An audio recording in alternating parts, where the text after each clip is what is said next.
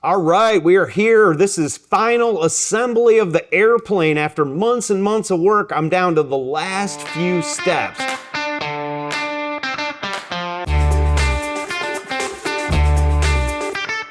I'm Jeremy Drolbeck, mortgage master and airplane builder, but this is what I love. Let's get you home. And so this is going to be some random stuff that I had to finish up to get it ready to fly. When I got to that 90% mark, I thought I was just about done, but that last 10% definitely takes forever getting everything dialed in and just right.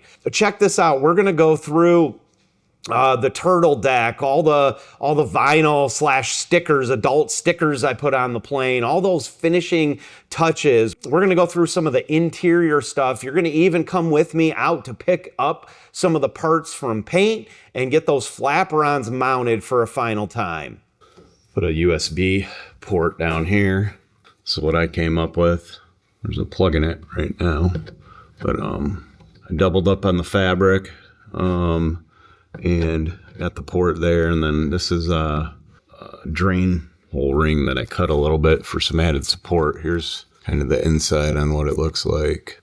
This is the USB port here and the little box. So wires in, converts, and that little rubber thing can pop out, plug the thing in, so then I can put a camera out here. Curious how I did the, here it is, wrapped the post with carbon fiber wrap, black screws there.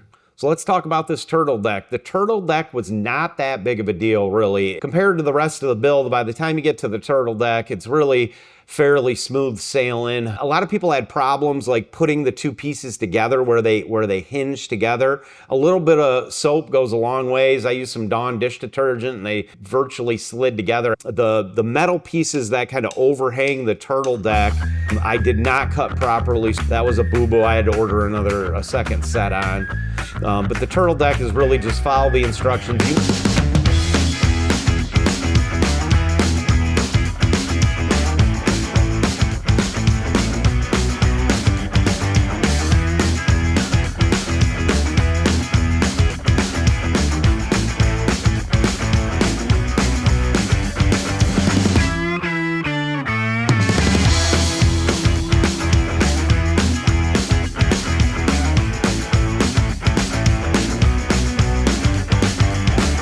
And the final touch.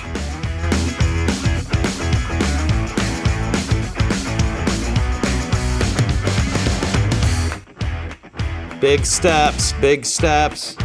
Windshields in, doors in, quarter windows in.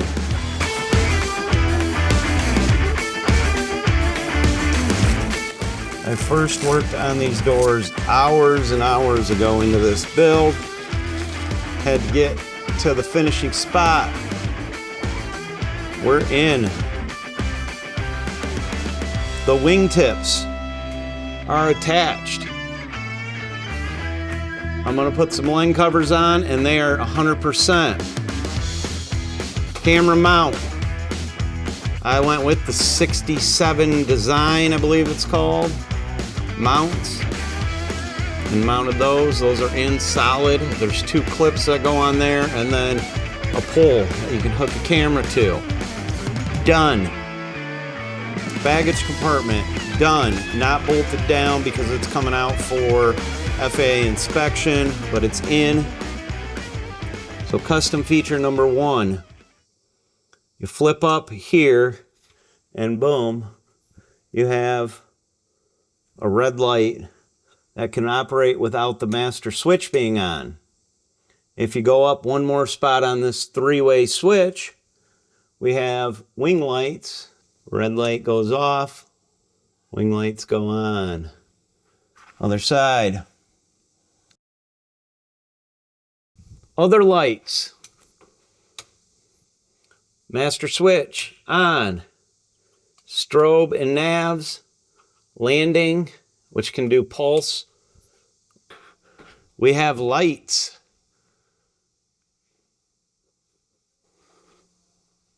Tail light.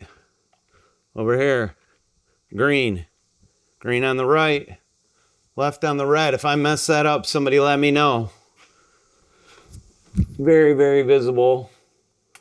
People were originally commenting, why'd you go with blue? And I'm like, I got plenty of high-powered LED lights. And you can see it wagging. Not to mention, the belly of this is black. So if I'm flying above you and you look up, you're gonna see me. If I'm flying below you and you look down, this blue is gonna stand out on the ground. That's why I'm not concerned about the color. Let's check out the lights in the dark.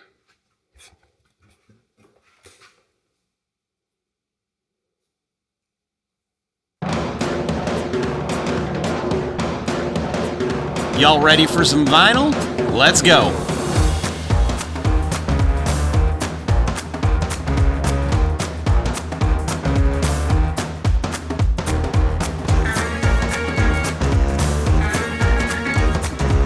You have no idea how satisfying this step was. Pinstripes on an airplane. What?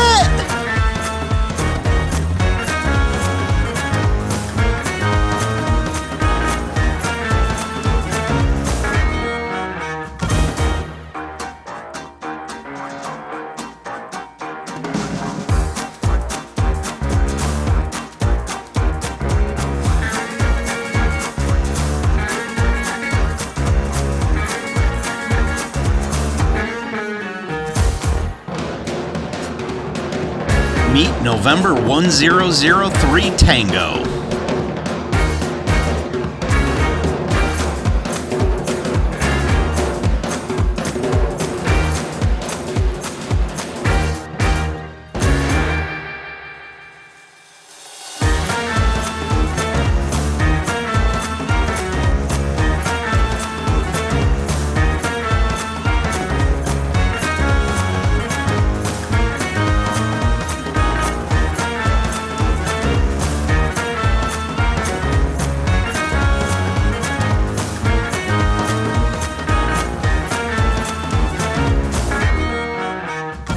As far as the interior goes, the way the interior works, or at least the path I went down for it is, Kitfox partners with a company that does the interiors.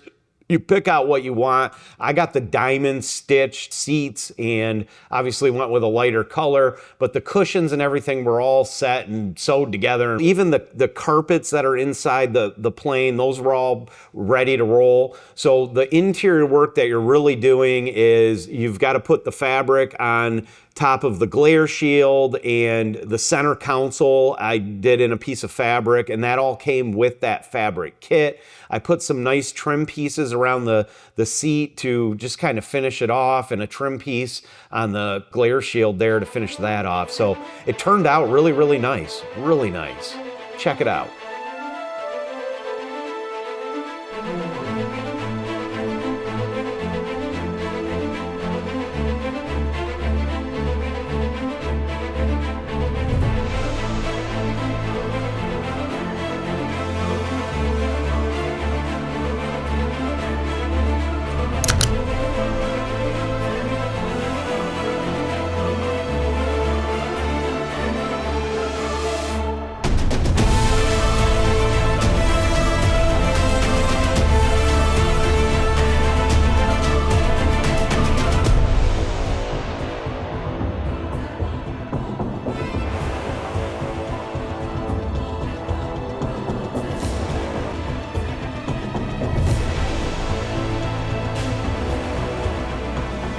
As you can see, my Avionics package is pretty sweet.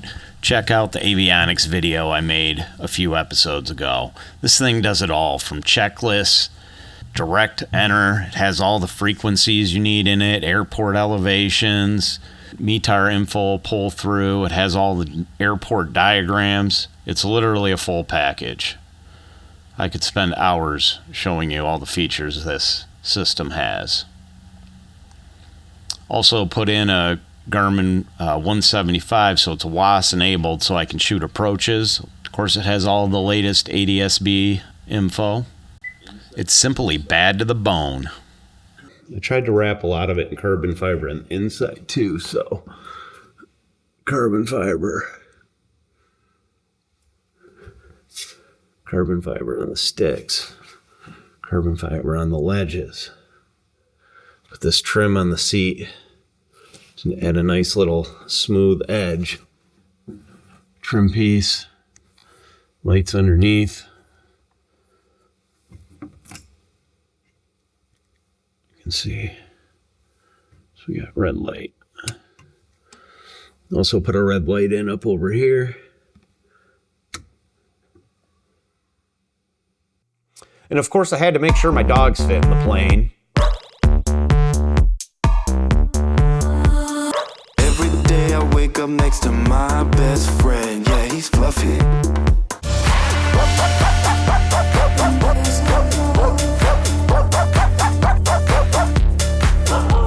I'm waiting on paint for the Flapperons. They're at the paint shop getting painted.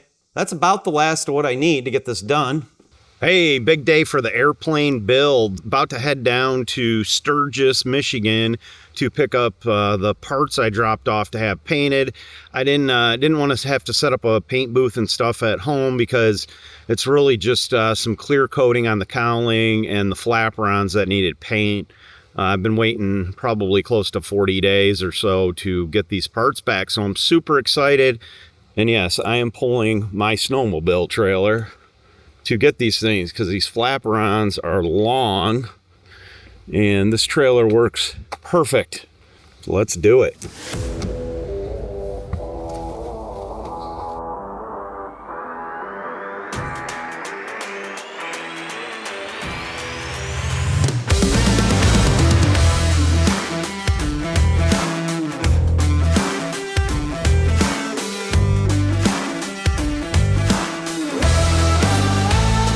As far as attaching these Flapperons go, all the holes were drilled, everything was fit, so it was really just, other than the delicate work of not making sure you don't scratch them as you're putting them on, it was really just riveting them in place. It was a straightforward process, so you can watch as I get these things riveted on.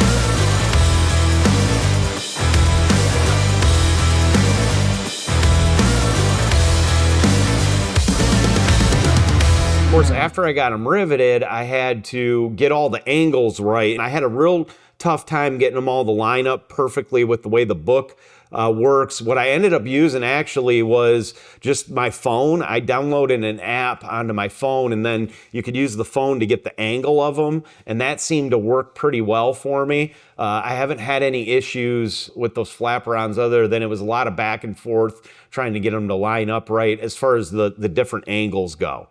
You guys saw me put the prop, kind of talk about how it went together in that previous video, and so this is the final. Once I had the spinner on and the cowling all on, this is what the prop looked like. So this is the final E-prop installed. Turned out really nice. The last of it was just putting these screws in. Just screws right in. I got great clearance. That's a 0 spacer. And I had the cowling flush with a metal plate that's on the front of the engine. I'm not sure what that's called, but I had the cowling flush with that and then was able to use a 0 spacer. And the gap turned out perfect. I mean, this is lined up almost perfect right there. No complaints. Here's a close-up of the turtle deck. And again, I use these cam locks here with the wings so that I can get to it and open it pretty easily. It's a cool feature. Wrap these in carbon fiber. So of course, the other two steps that are worth noting here as far as final assembly goes is the weight and balance. And so for the weight and balance, a friend of mine came out that had some scales, another pilot. He helped me weigh the airplane. You've got to have some special scales for that. You basically throw a scale under each tire, do some quick measurements, and you're off to the races with the weight and balance. I ended up weighing in at 921 pounds. I was hoping to be at the 900 or less mark. I put quite a few Avionics in, obviously, and was just over that. The other thing is I kind of want my CG to be just a little bit more forward of all places. I think I put the, looking back on it, I put the battery in the back. That was intentional.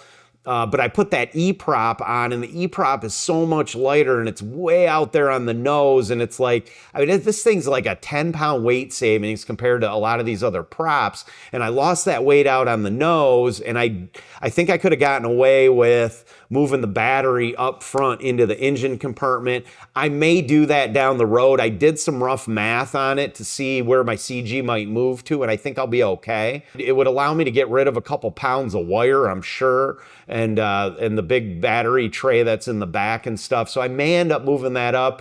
The plane's good. It gets tricky. You end up limiting out on how much baggage you can carry because it just pulls that CG way back. And I think if I can pull the CG forward from the get-go, I definitely have some room there to do that. It'll allow me to carry more baggage, especially if it's just myself in there and I'm trying to carry, 150 pounds of baggage. I would struggle on that CG. Worth the noting, but the weight and balance went good. We got that all dialed in, and then I was ready for my airworthiness inspection. So for the airworthiness inspection, you've got two options. You can have the FAA come out and do it basically for free, or you can pay a DAR to come out and do the sign off on it. I went the route of hiring somebody.